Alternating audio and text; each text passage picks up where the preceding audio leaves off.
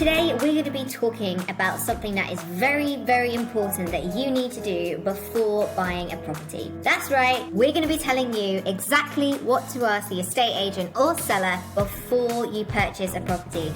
We don't want you to get caught out, so make sure you watch this video to find out more. Hi, welcome back to our channel and podcast. My name is Gemma, and here at WS we talk about all things relating to money, mortgages and positive money mindset. So if that interests you, then be sure to subscribe to our channel and hit the thumbs up. It really helps with our YouTube algorithm and means that you won't miss out on any of our videos. On today's episode of Let's Talk Money and Mortgages, we have Iftikhar joining us once again.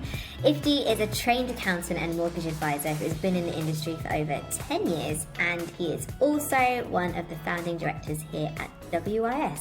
Welcome back, Ifti. How are you? Very well, thank you. How are you doing, Jim? Yeah, I'm really good, thank you. Today we're talking about something that I quite like. I like these topics. And it's really, really important, especially for first-time buyers, because I feel like they're the ones that always kind of get caught out with these things because they've never purchased something before, so they literally just don't know to ask these questions. So we have 20 of them, so it's quite a few, and we're going to try and get straight into it today and get through them as quickly as possible for you guys. So the first one that we have is basically, why are they selling the property? Yeah, that's right. It's a good question. I think that's a question everybody needs to ask, right? Because there might be something that the sellers are hiding. Yeah, that's right. There might be something they're hiding, right? You don't know. Obviously, we are looking at extreme cases here, but it could be for some reason that they don't want to disclose that they're selling the property. So always ask the estate agent. A lot of sellers, they do the estate agent's job these days because, you've got DIY sort of sales as well, right? So if you're doing that, just make sure you ask that question.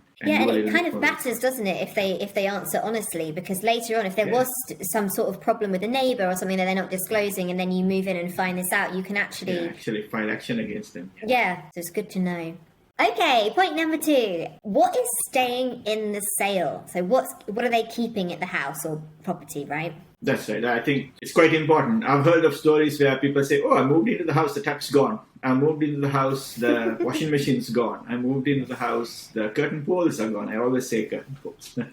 So just make sure that whatever you want, when you make the offer, you obviously have to include that, but ask the question as well. Don't assume that the chandelier is going to stay, because sometimes they put the chandelier because they want to sell the house, right? But along with them, the chandelier goes as well, right? So you probably want to check what stays in the house for sure. Yeah, I'm laughing about the taps, but that is a real situation people have been in. So, it's definitely a good one to ask. Point number 3, when was the boiler last replaced? Oh yeah, that's quite important, especially if you're buying a slightly older property, because sometimes boilers have been there for the last 30 years, right? You might be still running, but these have a timeline, right? So after a while, it goes, right? Obviously, older boilers are less energy efficient as well, so that can have impact on your gas, right, bills. So be mindful of that. And at the same time, you may have to do some servicing, replacement, repairs. So you may have to budget for that, right? So ask how old the boiler is, because boiler is a big cost, right? It could cost a few £1,000s before you can replace a boiler, depending on how complex the house structure is and how big the house is. Yeah, and that actually leads us on to our next point, number 4, which is, when was the boiler last serviced, which is again another important thing to know. Yeah, that's right. So a lot of people don't service boilers. I mean, if you have tenants, I think you've got to service it every year. But if you're living in the property, you don't have to service it because there's no regulations around that one. So you probably want to ask that question because it might not be functioning to its best if it's not being serviced, right? So you might want to budget that. And also, sometimes you could tell them, could you service the boiler before we move in, sort of thing, right? So that can be part of your negotiation. So it's always good to ask that question. Yeah, that's definitely a good point. So number 5, we've got, was there rewiring done? It's a good one. Okay. Not many people think about asking for this. No. Not many people do, especially if you're buying a very old property. Wiring might be from the 1940s, right? So you're probably looking at an 80-year old wiring system, which might need replacing. So those can be quite expensive because you can't see it and it's a specialist sort of job, right? So it could add up. So you probably want to ask that question, especially if it's an old property, and need be, you might want to get some kind of a survey done on those things as well, especially if it's an older property. In number 6, we've got, has any structural work been carried out on the property? Now that's quite important because if you do have structural work that's been done, A, requires planning permission, and B, obviously there are warranties along with that, right? So you need to make sure that's there, because if it's a illegal structure, right, put up a porch without telling the council might want it down, right? So if you haven't got permission, it could be your problem suddenly, right? So if they have done structural work, see whether they've got the necessary paperwork to back it up, as well as the warranties along with that, right? Because if you change windows and things like that, they generally come with warranties. So just make sure that those are in place. So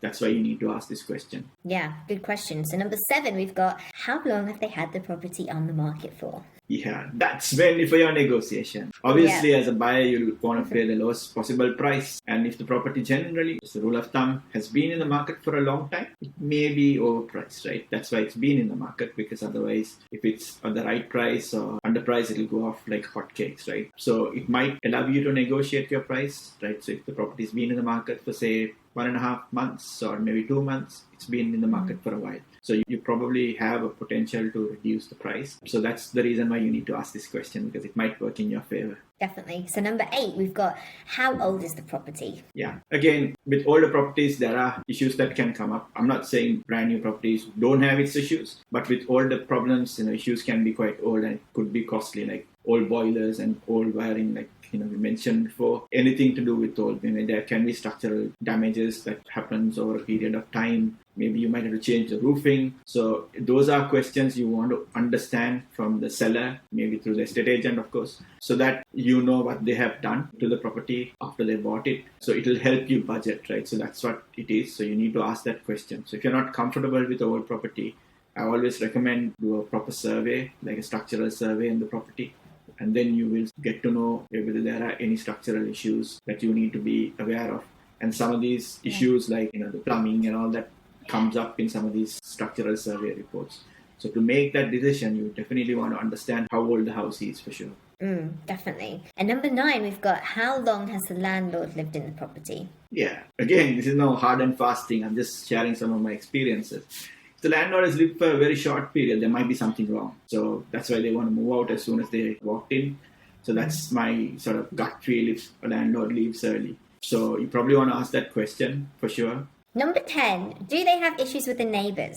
Yeah, of course. You always want to be friendly with your neighbours, because they're always there to help you. I don't know, I've always had good neighbours, right? It's always helpful. But I've heard of nightmare neighbours, and sometimes people leave houses because of the neighbours as well, right? Because obviously they live next to each other. So if you think you can't get along with the neighbours, it's probably not a good idea for you to buy the house, because obviously you got to live with them, right? And, unfortunately, once you move in, it's difficult to move out, right? So you probably want to understand who your neighbours is. I know one of my close friends, he bought a property and his neighbor was very friendly, but one fine day when he wanted to do a small extension to the house, he just turned completely, right? And that neighbor will never allow anybody else who buys that house to extend the property. So if there's a neighbor like that, you definitely want to know, right? So that's why it's quite important to understand about the neighbors, yeah. And like you said earlier, legally you got to tell if there's problems with people like neighbors, for sure. Yeah, definitely. And then number 11, it kind of rolls into this, but any serious issues at the property? Yeah, that's right. Yeah, again, there can be serious issues, like there might be a leak on the roof, and that's probably why they want to sell the house, right? And because they can't afford to replace it. Neighbors is of course one issue as well, but if you have a leaking roof, you probably want to know that's why they're selling it. So ask the question. Sometimes if you don't ask, you don't get the answer, right? So ask the question from the estate agent, or it's sometimes even worth asking the landlord itself, right? Because they have to answer that question. So try to understand whether there's any issues.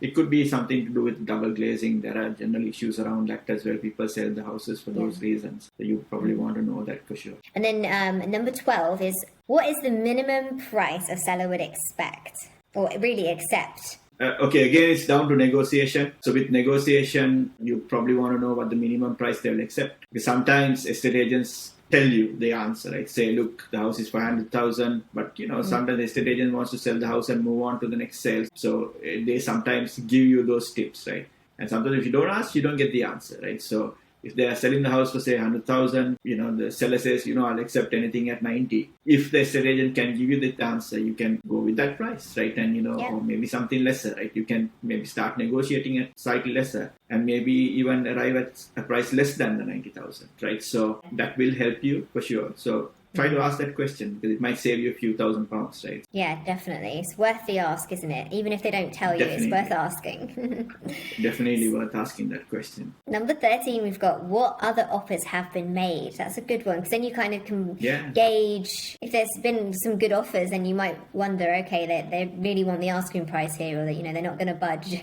Yeah, that's right. That will be helpful for sure, because usually there are a lot of offers on the property. You're very likely to sort of have a lot of competition around that, right? So if there's quite a few people who have offered, you have very less bargaining power.